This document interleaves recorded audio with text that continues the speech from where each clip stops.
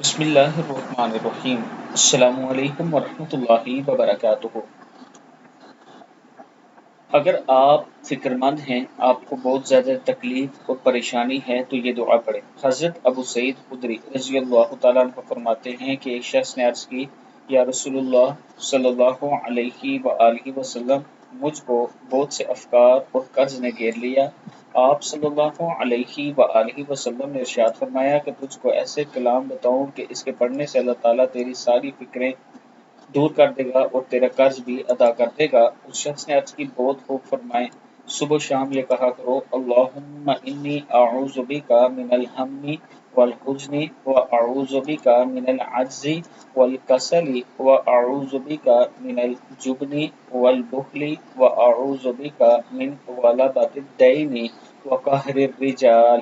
اس شخص کا بیان ہے کہ میں نے یہی کیا سو میری ساری غم اور فکر دور ہو گئے اور قرض بھی ادا ہو گیا۔ دعا پھر سن لیں۔ اللہم انی اعوذ بک من الہم والحزن واعوذ بک من العجز والکسل واعوذ بک من الجبن والبخل واعوذ بک من غلبۃ الدین وقہر الرجال۔ صدق اللہ العظیم۔